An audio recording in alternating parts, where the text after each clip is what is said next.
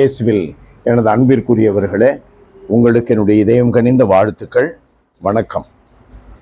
இன்று good Friday, புனித வெள்ளி அல்லது பெரிய வெள்ளி. நம்முடைய மீட்பரும் ஆண்டவருமான இயேசு கிறிஸ்து சிலுவையில் நமக்காக கொல்லப்பட்ட நாள். இயேசு ஆண்டவர் வழியாக இந்த உலகை கடவுள் எவ்வளவு அன்பு செய்தார் என்று நமக்கு யோவான் 3:16 கொடுக்கப்பட்டுள்ளது. தன்னுடைய ஒரே மகனை தந்தை கடவுள் இவ்வுலகம் வாழ்வு பெறுவதற்காக கொடுத்தார். நம்பியவர்கள் அனைவரும் வாழ்வு பெறுவார்கள் என்று திட்டமிட்டு தன்னுடைய ஒரே மகனை இவ்வுலகிற்கு கொடுத்தார். தன்னுடைய ஒரே மகனை இவ்வுலகிற்கு கொடுத்த கடவுளுக்கு இந்த உலகம் என்ன செய்தது? இந்த ஒரே மகன் இவ்வுலகிற்கு பாவிகளை மீட்கவே வந்தார் என்று 1 தீமோத்தேயு 1:15 நாம் வாசிக்கிறோம். அந்த ஒரே மகனை, வாழ்வு தருகின்ற அந்த ஊற்றை கைவிட்டு விட்டார்கள். கொலை குற்றம் சுமத்தி சிலுவையில் கொன்று போட்டார்கள். அவமானப்படுத்தி, இழிவாக பேசி, சாட்டையால் அடித்து, முள்முடி சூட்டி, சிலுவை மரம் என்ற கொலையாளிகளுக்கு, கலவரங்களை ஏற்படுத்தியவர்களுக்கு ரோமையர்கள் கொடுத்த தண்டனையாக உள்ள அந்த சிலுவை மரத்தில் கொன்று போட்டார்கள். இதுதான் இந்த உலகம் செய்தது. இதை ஆண்டவர் இயேசு எதிர்பார்த்தாரா? எதிர்பார்த்துதான், என்னைப் போல நீங்களும் இருங்கள், என்னை பின்பற்ற வேண்டும் என்றால், நிலை வாழ்வை பெற வேண்டும் என்றால் உங்களை மறுக்க வேண்டும், சிலுவைகளை, துன்பங்களை, இழிவுகளை பொறுக்க வேண்டும், சுமக்க வேண்டும் என்று கற்றுக் கொடுத்து, தான் எருசலேமுக்கு சென்ற வேளையில் அவரை கொன்று போடுவார்கள் என்று பல முறை முன் அறிவித்திருக்கிறார். ஆழம் தெரிந்துதான் காலை விட்டார்.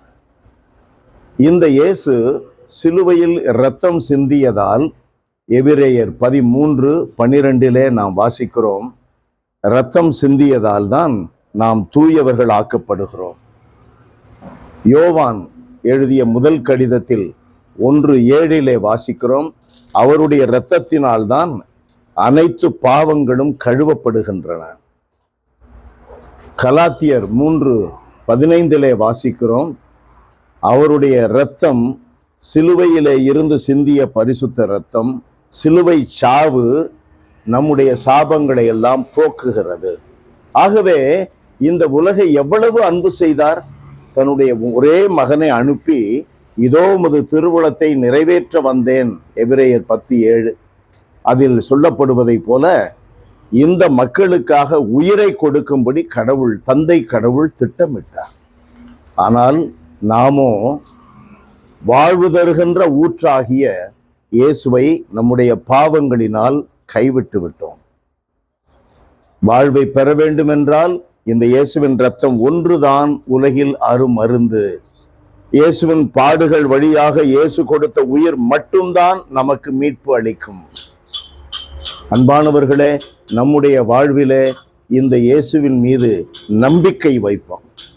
மேடு பள்ளம், காடு நாடு, வாழ்வு சாவு, என்ன நேர்ந்தாலும் இந்த இயேசுதான் நமக்கு மீட்பர். இயேசுவே மீட்பர் என்று அறிக்கையிடுகின்றவன், ரோமையருக்கு எழுதப்பட்ட திருமுகத்திலே நாம் வாசிக்கிறோம், 10வது அதிகாரத்திலே நமக்கு வாழ்வு கொடுக்கிறது, மீட்பு கொடுக்கிறது. அந்த அறிக்கையிடுதல் நமக்கு மீட்பு. எல்லாம் வல்லவரே, எங்கள் தகப்பனே, உம்மை போற்றி புகழுகிறோம், தாழ்மையோடு ஆராதிக்கிறோம். உம்முடைய திருமகனும் எங்கள் மீட்பெருமான இயேசு கிறிஸ்து சிலுவையில் தன்னுடைய உயிரையே எங்களுக்காக கொடுத்து நாங்கள் மீட்படைய வேண்டும் என்று, என் ஆவியை உம் கையில் ஒப்படைக்கிறேன் என்று சிலுவையில் தம் ஆவியை ஒப்படைத்தாரே, அந்த ஆவி எங்களுக்குள் இருக்க வேண்டும், எங்களுக்கு வாழ்வளிக்க வேண்டும். இயேசுவின் இரத்தம் எங்கள் பாவங்களை மன்னித்து எங்களுக்கு மீட்பளிக்க வேண்டும் என்று நாங்கள் மிகவும் தாழ்ச்சியாக உம்முடைய பாதத்தில் நாங்கள் வீழ்ந்து ஜெபிக்கிறோம். இயேசுவின் நாமத்தில் ஜெபிக்கிறோம் பிதாவே. ஆமென். ஆமென்.